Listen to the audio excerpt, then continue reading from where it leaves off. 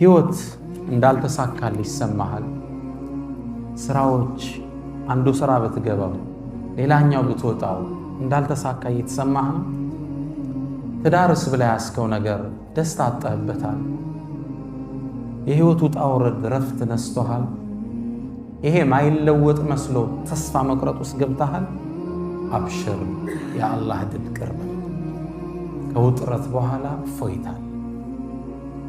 አንድ ታሪክ ልንገራችሁ። ታሪኩን ያወሩት ኢማም አጠበሪ ሸይኹል ሙፈሲሪን፣ ታዋቂው ተራኪ የታሪክ ምሁር የሙፈሲሮች አባት ነው የሚሏቸው ኢማም አጠበሪ።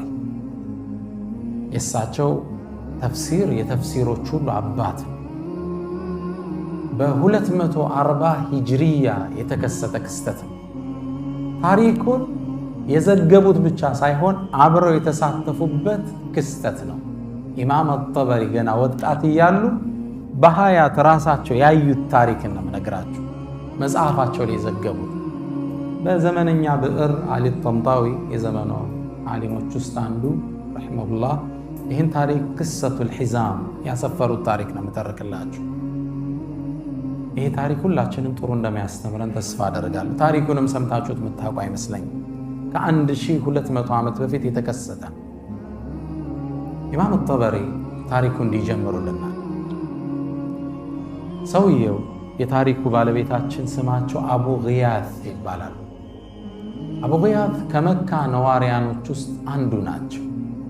ዕድሜያቸው 86 ደርሷል።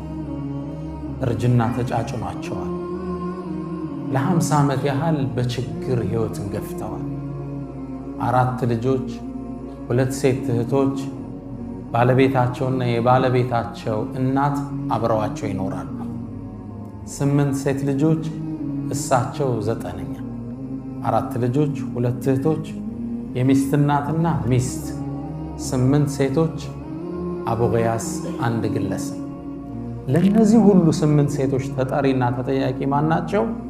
ይህ የ86 ዓመት የዕድሜ ባለጸጋ። ረመዳን ነበር ወሩ 240 ሂጅሪያው ላይ። አቡ ግያስ ትናንት ያለ ምግብ ነው የጾሙት። ዛሬም እንደዛው ለመጾም ተገደዋል። ሱብሒ ከሰገዱ በኋላ ባለቤታቸውን ጠሩ። ያሉ ባባ አሏት። መጣች። ላይ ለብሳ የነበረችውን ልብስ ሰጠቻቸው። እሱን እየተቀያየሩ ነበር የሚሰግዱት። ከዛም መጣችና የአባ ግያት፣ አንተ የግያት አባት ሆይ እባክህን ረሃብ ገደለን፣ እኔ እናንተን ችለው ይሆናል፣ ሴት ልጆቻችን፣ እናቴ ግን ራብን መቋቋም አትችልም። እባክህን ውጣና እህል ፈልግ እስኪ ምግብ ምን በላው፣ ዛሬ ደግሞ ጾማችን እንዳናፈጠር። ቃለ አፍዓል ይሻላት። ከቤት መውጣት ጀመረ። ዱሓ አካባቢ እንደነጋጋ መካን መዞር ጀመረ። ምግብ ቢያገኝ ስራ ቢያገኝ፣ ስራስ እንዴት ያገኛል? የ86 ዓመትን አዛውንት ማን ይቀጥራል? ምግብ ፍለጋ ዞር። አቡ ግያት ማግኘት አልቻለም። ዙሁር አካባቢ እንደደረሰ ዙሁር እንደተሰገደ ሰው በጣም ፀሐይ ስለነበር ሊያርፍ ወደ ቤቱ ገብቷል። እርሱ ወደ ቤት እንዴት ይመለስ ባዶ እጁ? ተስፋ ቆርጦ አንድ ዛፍ ጥግ ቁጭ አለ። ጥላ ላይ ነው። ልጆቹ ታወሱት። ዛሬም ዳግም በረሃብ ሲያጡ ተከዘ። ከዚህ ኑሮ ብሞትስ ምን ነበራል? ኑሮ ነው እንዴ የምኖረው? ይቺ ሕይወት ናችን ምን ልጨምርልኝ? ለልጆቼ ባይሆን ኑሮ መኖርን አልመኝም እያለ ከራሱ ጋር ማውጠንጠን ጀመር። ትንሽ እንደቆየ ከፊት ለፊቱ የሆነ ነገር ገመድ ነገር ተመለከተ። ማንገቻ ነው ምንለው። ምን ይሆን? ቆዳ ነው ከርቀት ሲያይ። እባብ ይሆን? ይህ ደግሞ ነድፎ ቢገለኝስ? ከራሱ ጋር ያወራል። ቢገለኝም ይግደለኝ፣ የኔ ሕይወት ምን ዋጋ አለው? በድፍረት ገመዱን ሳበው። ሲስበው የፖርሳ ማንገቻ ነበር። ጎተተው። ከውስጥ ጥቁር ክብ ነገር ወጣ። ሳበው፣ ወጣለት። ምንድነው እዚህ ውስጥ ያለ? ምግብ ይሆን? በድግ አድርጎ ሲያወዛውዘው የበርካታ ሳንቲሞች ድምፅ ሿ ሿ ሲል ተሰማ። ምን ይሆን? ቦርሳውን ከፈተው። ነጫጭ የወርቅ ሳንቲሞች ነው። በደስታ ፈነደቀ። ልጆቹ አዳዲስ ልብስ ሲለብሱ ታየ። ጠግበው ሲበሉ ታየ። ከ50 ዓመት በኋላ ፎይታ መጣ ብሎ ፈነደቀ። በዚህ ስሜት ውስጥ እያለ አንድ የሸሪዓ ሕግ ትዝ አለ። ሁክሙ ሉቀጣ፣ እስልምና የወደቀ ዕቃ ላይ ያወጣው ሕግ አለ። እሱን ታውቃላችኋል። መንገድ ላይ ሞባይል ስታገኝ አንስቶ መሄድ አይደለም። በእስልምና ሕግ አለ። ዕቃ ወድቆ ካገኘ ሸሪዓው ምንድነው የሚለው? ያን ዕቃ ዓመት የጠፋው እያልክ ማስተዋወቃል። ከባድ ነው። ሙስሊም ያልሆኑ ወገኖች ንብረታቸውን ለመጠበቅ ባንክ ላይ ወስደው ነው የሚቆልፉ። የሙስሊሞች ንብረት ግን ጠባቂ ማን ነው? ሁሉም ሙስሊም። ይህ የእስልምና የሸሪዓ ምጥቀት ነው የሚያሳይ። ያንተ ንብረት እኔ ጠባቂ፣ ማን ነው የጠፋው ብዬ ዓመት መናገር አለም። ከዓመት በኋላ ሰውየው ካልመጣ ምናልባት ለአንተ ይመለስልሃል። ከዛ አቡ ጊያስ ዙሮ ድንግጣ፣ ይሄ ነገር የሰው ንብረት እኮ ነው፣ መውሰድ አልችልም፣ ሐራም ነው የሚሆንብኝ። እንዴት ላደርግ? ዓመት ላስተዋውቅ፣ አንድ ቀን የምንበላው ምግብ የለንም፣ ምን ልናደርግ? ከዓመት በኋላ እኔስ ልሞት ይችላል። 85 ዓመቱ ነው። ሚስቴ በረሃብ ጠውልጋለች። ቆዳዋ አጥንቷ ላይ ተጣብቀዋል። ልጆችም ተንገላተዋል፣ ትዳር አጥተዋል ከድህነት የተነሳ። ዓመት ላስተዋውቅ፣ ምን ነው ባላገኘት? ዓመት የራበህ መብላት የማትችለው ሚሊዮን ብሮች ምን ይሰራልሃል? 1000 ድርሃም አለው ይላሉ ኢማም ጠበሪ። 1000 ድርሃም የወርቅ ሳንቲም ሚሊዮንስ ኦፍ ዶላር ማለት ነው እጃቸው ላይ ገባ። 5 የሌላቸው ሰው የማይበሉት ለአንድ ዓመት 1 ቢሊዮን ይዘዋል ብለህ ሰው ከባድ ነው። በዚህ አጋጣሚ ደግሞ ሰውየውን መጥቶ ሊወስደው ይችላል። አቡ ጊያስ ድምፅ ካልተሰማ ከፋ ነገር በኋላ ይሰማል። እህቶች ይሰማል ይሰማል ኢንሻአላህ። አቡ ጊያስ ምን ያድርግ? ይሄን ወርቅ ተሸክሞት በጥቁር ቦርሳ በጨርቅ የተጠቀለለ ወደ ቤቱ ይዞት መምጣት ጀመረ። ደግሞ ስመጣ ሚስቴ ብታየውስ ምን ላድርግ? እሷ ካየችው ስለምትጓጓ ቢያንስ የሆነ ነገር አንሳለት ነው የምትለኝ። እርቦና እንደምንም እሷን ሳያሳይ ደብቆ ለማስገባት ወስኖ በፎጣው ጠቀላሎ ቤት ተሾልኮ ሲገባ ባለቤት ተጠየቀችው። የአባ ጊያስ ማጃ አቤክ፣ ምን አመጣ? ምንስ ይዘህ ነው ከኋላ አለችው። አይ እንዲሁ ነው አለ። ኧረ ምን እንዲሁ ይዘሃል? የሆነ ነገር እየታየ። አይ እንዲሁ ነው። እስኪ ልየው፣ ምን ደግሞ አመጣ? የሚበላ ነው ምንድን ነው? አሳየኝ። መዋሸት አልፈለገም። አላህን ፈሪ ነበር። እቃውን ካስቀመጠ በኋላ ቁጭ አርጎ ያ ሉባባ፣ አንቺ ሉባባ፣ ሳላስበው 1000 ድርሃም አገኘ። አስደንጋጭ ነው ለሷ። በህይወታቸው አይተውት አያውቁም። እና ግን የሰው ነው።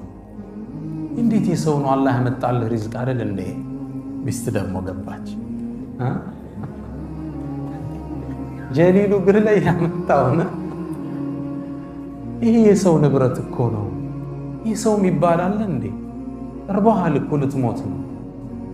እርቦና ልንሞት ነው። ሰው ሲቸግረው ሐራምስ መጠጣት ይፈቀድለት? በረሃ ላይ እየሄደ ከኸምር ውጭ ሊሞት ብሎ ውሃቶ ኸምር ውጭ ሌላ ካላገኘ እሱን እስልምና የግድ ይፈቅድለታል። እንዴት ሞት እኮ ነው፣ ለአንተማ ሐላል እኮ ነው። ይሄ እንዴ ትንሽ ዘገና አድርግና ህይወታችን ለውጠው እንጂ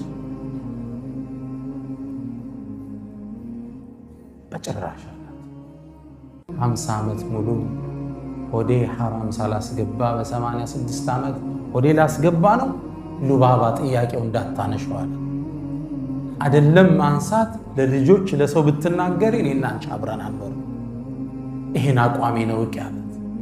አቋማቸውን ታቅ ነበር። ደንግጣ እሷም ስብስብ አለች።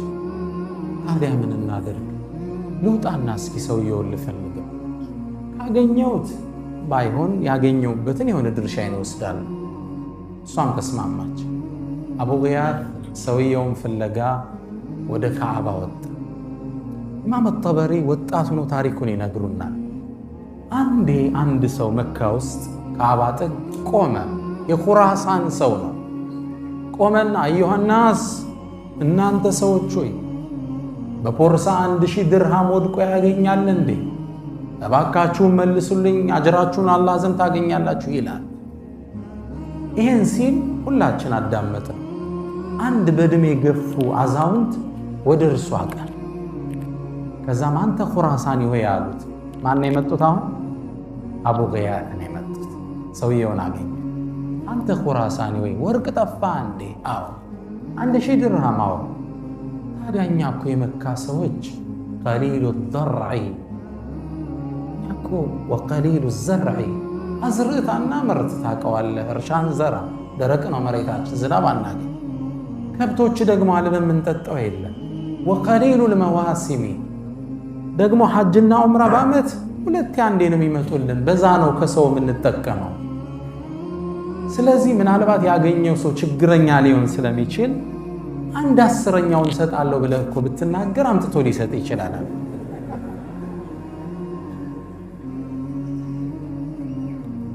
1/10ኛ ማለት 100 የወርቅ ሳንቲ ማለት ነው።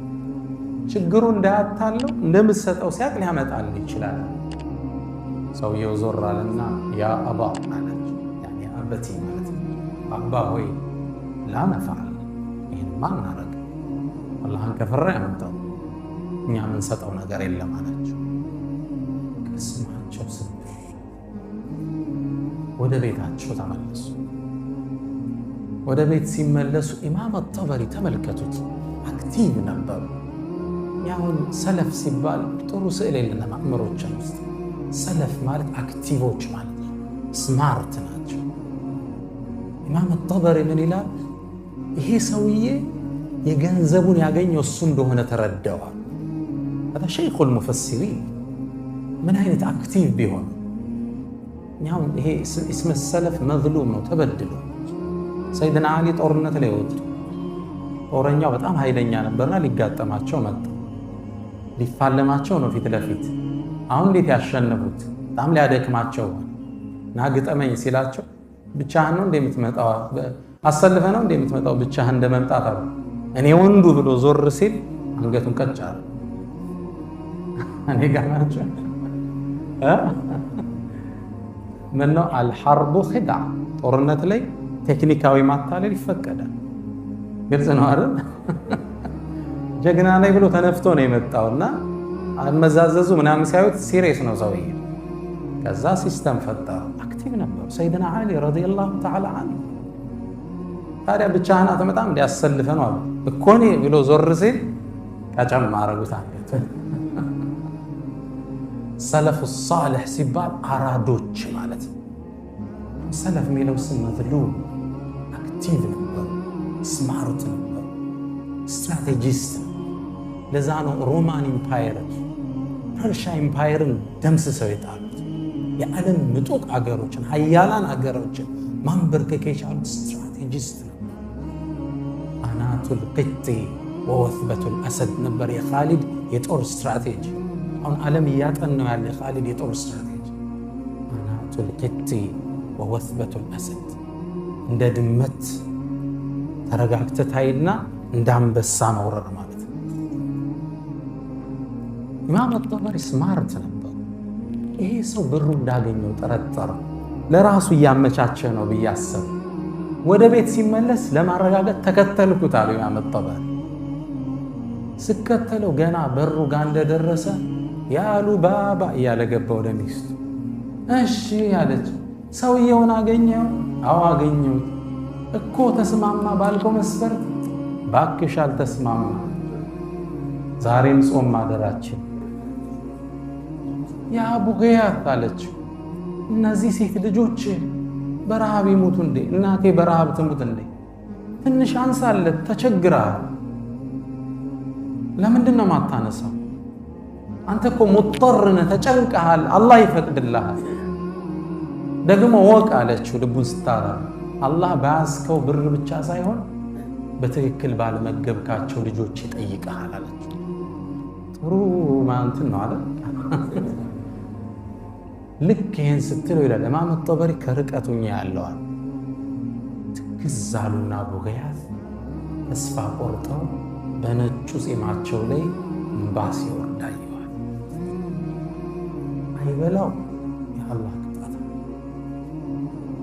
አይተው ልጆቹ በረሃብ ሊያጡ ከዛም ስሜታቸውን ዋጥ አድርገው ፊታቸው ተቀይሮ ላ ያሉ ባባ ትግስት አድርጊ ባባ ከጭንቀት በኋላ እፎይታ ይመጣል። አላህ አይተወንም ተይሉ ባባ አለት። ኢማም ጠበሪ ይህን ስሰማ ተመለስኳል። በሁለተኛው ቀን ያ የኹራሳን ግለሰብ አሁንም ቁሞ ይጣራል። ምን ይላል? አዩሃል ሁጃጅ፣ እናንተ ሐጃጆች ሆይ 1000 ወርቅ ሳንት ያገኛል እንዴ? አላህ ምንዳውን ይክፈለው እባካችሁ ስጡኝ ይላል። ከዛም በሁለተኛው ቀን ይህ ሼኽ መጡ ይላል ኢማም ጠበሪ ረዲየላሁ ተዓላ መጡና አንተ ሰው ሆይ ግን አንተ እኮ ነግሬህ አልሰማይ ብለህ ሰው የሚበላው የለው 1000 ወርቅ ሳንቲ ስትል የት አምጥቶ ይሰጣል? ትንሽ እኮ ብታረግለት አላህን ፈርቶ ይሰጠናል።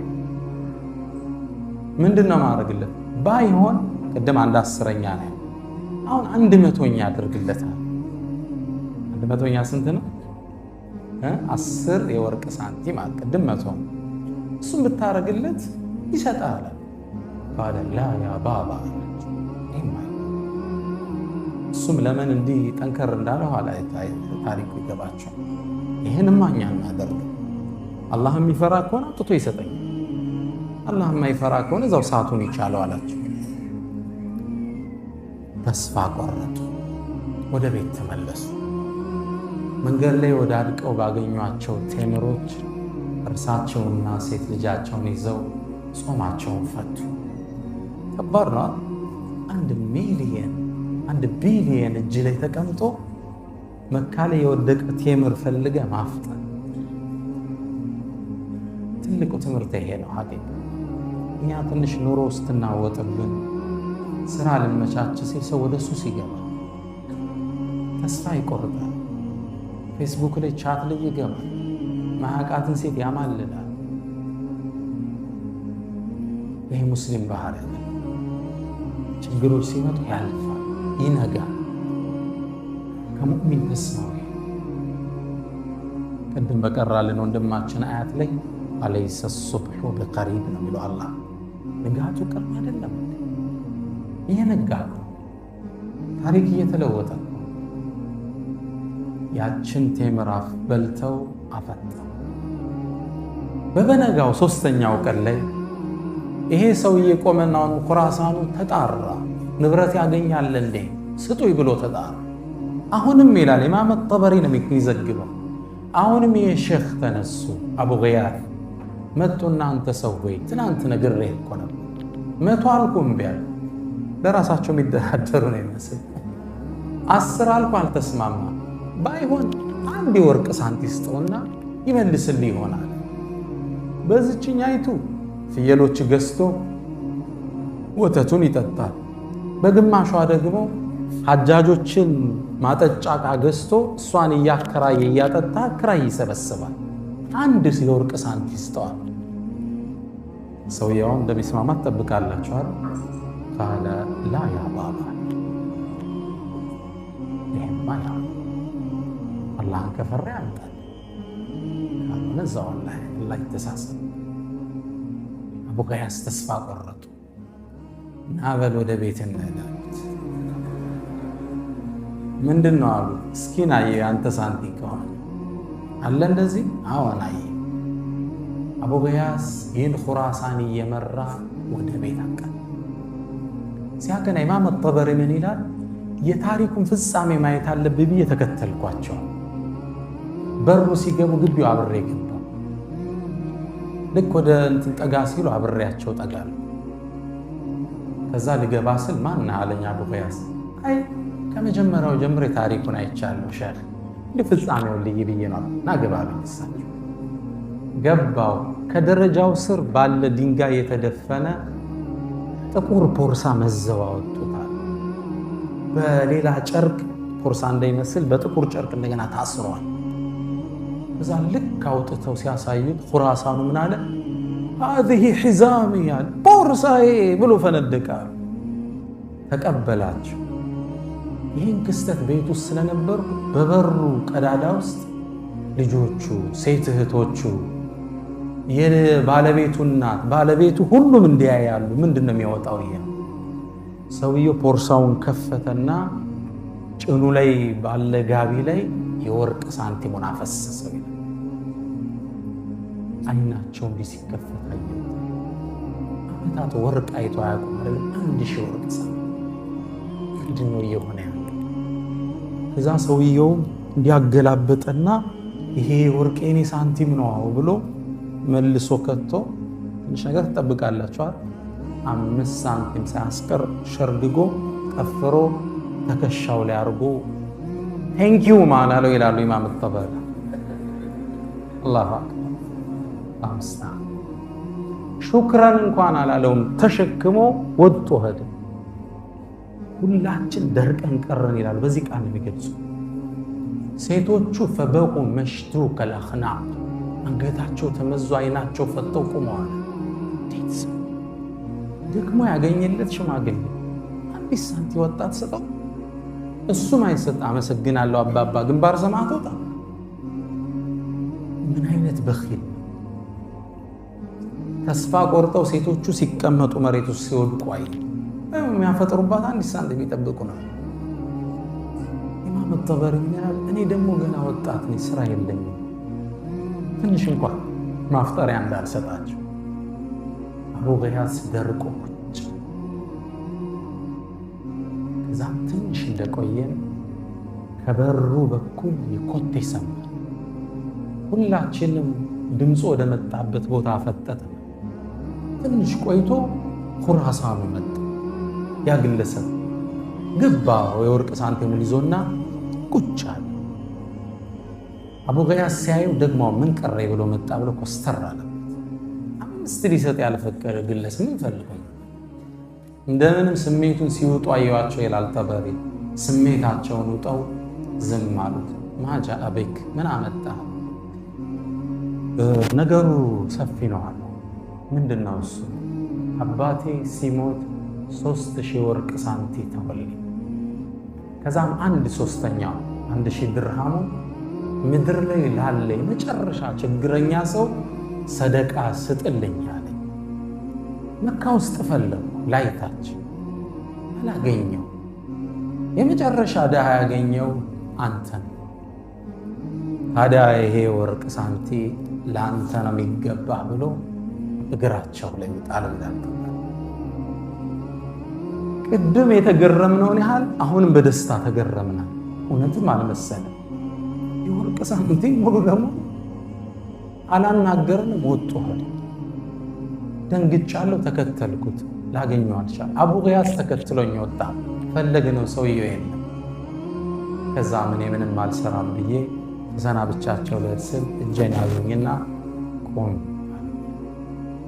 አንተ ወጣት ሆይ ይሄን ልብሴን ታየዋለህ? ለዓመታት ሱብሒን ከሰገድኩ በኋላ ለሚስቴ ሰጣታለሁ አውልቄ፣ እሷ ትሰግድበታለች። ለልጆቼ ሰጣለሁ ይሰግዱበታል። ሶላት ሲጨርሱ እሱን ለብሼ እሄድ ፍለጋ ዞራለሁ። አሁን አላህ ያላሰብኩትን ሪዝቅ ታዲያ ምንድን ነው? አንተን መካፈል አለብህ። ሂዳቸር ምነው ሐዲስ ሰምቻለሁ። ነቢዩ ሰለላሁ ዐለይሂ ወሰለም አንድ ሰው ሳትጠይቁት ሪዝቅ አምጥቶ ከሰጣችሁ አብረው ላሉት አካፍለው የሚል ሐዲስ ሰምቻለሁ ከብን ዑመር የተላለፈ። አንተም መግባት አለብህ አሉኝ። ቤት ውስጥ ገባ። እንደገባነ በደስታ ያሉ ባባ ያ ፉላና መጣራት ጀመሩ። ልጆቹ ተሰለፉ አላቸው። ሁሉም እንዲህ መደዳ ቁጭ። እኔ አብሬ ገባው። አቡ ገያስ እዚህ ቁጭ። ሳንቲሙ ፖርሳውን ከፈቱና አንዳንድ ሳንቲ ለሁሉ መወርወር ጀመሩ። ሴቶቹ ሁሉም ጋቢያቸውን እንዲያርገዋል። አንድ ሴቶቹ 8 ጠበሪ ስንት ናቸው? 9ኛ። አቡ ገያስ ስንት መጣ? 10። ለ10ሩም አንዳንድ ሳንቲ እየወረወሩ አዳረሱን ይላል። መጨረሻ ፖርሳውን ሲጨርሱ እያንዳንዳችን እጅ ስንት ገባ? 100 ድርሃም ገባ። 10 ናቸው። ሁላችን ያዝ። እኔም ይላል ኢማም ጠበሪ ችምብር ያስኩና ዒልምን ለመፈለግ ተጠቀምኩባት። የጠለበል ዒልም ደጋፊ ይፈልጋል። ችምብር ይዤ ዒልምን ፈለግኩባት። አላህ እዚህ እስኪያደርሰኛል ኢማም ሸይኹል ሙፈሲሪን እስኪሆን አቡ ገያስም ልጆቹ ሀብታም ነው ጀመሩ። ያኔ ምሽት ጥሩ ምግብ ገዝተው አፈጠሩ። ከዛም ወደ ሉባባ ዞር አሉና ያ ሉባባ አላህ ከጭንቀት በኋላ ድልን ያመጣል አላልኩሽ? ከውጥረት በኋላ እፎይታ አላልኩሽ? ይሄው ሐራም አንፈልግ አንድ ሳንቲ ሐራም አንበላም ብለን ጣል። አላህ 1000 ወርቅ ሳንቲ ያመጣል። ባዕድ ዑስሪ ነገር ምስኪን ኢነማ አልዑስሪ ህግ ነው። ታሪኩን ኢማም ጠበሪ ሲጨርሱ ምን ይላሉ? እኔ ከ16 ዓመት በኋላ ዒልም ሲፈልጉ ትልቅ ዓሊም ሆኜ ወደ መካ መጣሁ። የአቡ ገያስን ቤተሰብ ለመዘየር መጣሁ። ወዳጅ ቤተሰብ ሆነናል አሉ። ከዛ በኋላ ብዙ ብር ነው የሰጡት፣ ሚሊየንስ ኦፍ ዶላር ማለት ነው። መጣሁና ስለ አቡ ገያስ ስጠይቅ አቡ ገያስ በተለየውት በወራት ውስጥ እንደሞተ ሰማሁ። ስለ ሴት ልጆች ስጠይቅ የአገሪቱ ነገስታቶች አግብተዋቸው መሊካት ንግስቱ ነው አላሉ። ያው እነሱ በእነሱ አረም የሚጋቡት ሀብታም ሆነዋል። አሁን ሚሊዮነሮች ናቸው። የንጉሥ ልጆች አግብተዋቸዋል። እኔ ይላል ኢማም ጠበሪ የአቡ ገያስን ቤተሰብ ዘይር ነበር። ልጆቹን የልጅ ልጆቹን እየዘየርኳቸው የአባታቸውን አላህን የመፍራት ታሪክ እተርክላቸው ነበር ይላል። ለ40 ዓመት ምንድነው መልእክቱ? የአቡ ገያስ ታሪክ ኢማም ጠበሪ የዘገቡት ታሪክ ባዕደ ዑስሪ ዩስራ፣ ስራ ልሳካ ብሎ የተሰማ ቀን፣ በህይወቱ ውስጥ ውጥንቅጥ የቀጠመ ቀን ታገሰ። ከጭንቀት በኋላ ምን አለ? ከውጥረት በኋላ ምን አለ? ገርነት አለ። አሳማ ተራ አላ የዱኑ ወአን ተራ ለሁ አመጀን ሚማ አለጀ ቢህ ደህሩ። የትምህርታችን ርዕስ ምንድነው ወዳጆች? ባዕደ ዑስሪ ዩስራ። ምናልባት እስኪ ይህን ወደ እኔ ተመለሱ። የዛሬ 6 ዓመት እዚህ ዳዕዋ ሰጥቻለሁ። ችግሮች አሉ። እነዛ ችግሮች አልፉ ደግሞ ዛሬ ከእናንተ ፊት እንደ አዲስ አልተገናኘን። ከጭንቀት በኋላ ምን አለ? እፎይታ።